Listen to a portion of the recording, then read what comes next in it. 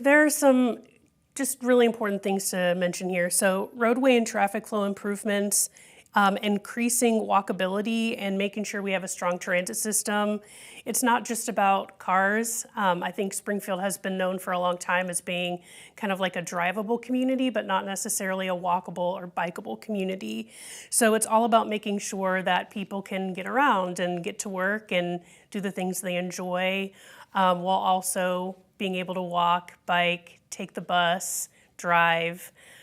So I think that investments in infrastructure that supports walkability is really important for neighborhood growth and development, but I think it's also really key to economic development. So we've got a lot of folks in our community that do walk or bike to work or take the bus. And so making sure that we have options and infrastructure that's safe for them to use those methods of transportation is really important.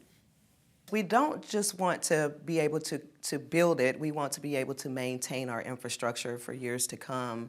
I will say that street design, narrowing streets as well as streetscaping allow for individuals, along with our sidewalks and our ADA accessible sidewalks, allow for alternative forms of transportation, allow for us to walk, bike more to the wonderful businesses that we love to patronize, but also looking at the needs of our larger employers, such as our manufacturing employers who may be looking to come here and looking at site design. So of course they're going to want to have the electric, natural gas, water, broadband hookup, and all those things already in place as they're considering site design.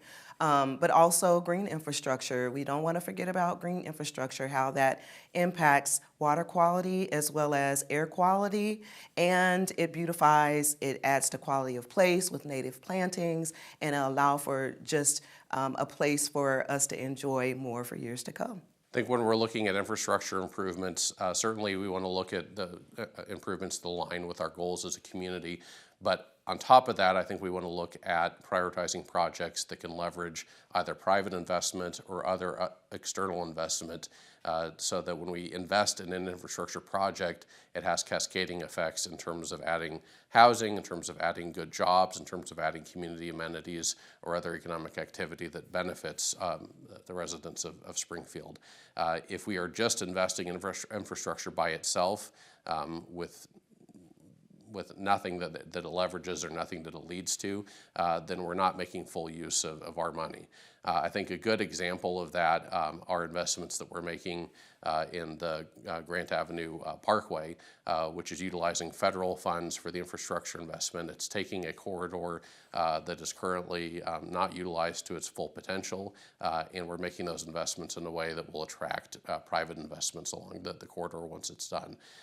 The Restore Jordan Creek project downtown is another example of leveraging external funds for a project that will then be a catalyst for private investment around it, where you have buildings that have been vacant for a long time. You have a lot of developable land just adjacent to our downtown, and being able to turn that from the underutilized area it is now to a vibrant area with housing, with jobs, with economic activity that will improve downtown, that will improve the city, and help advance our Forward SGF goals as well. So that to me is key, and I think that is found too in the priorities we see for our 3/4 cent tax, the half-cent portion of that, where we are looking for making those investments that do have that effect of drawing in additional investment from other sources.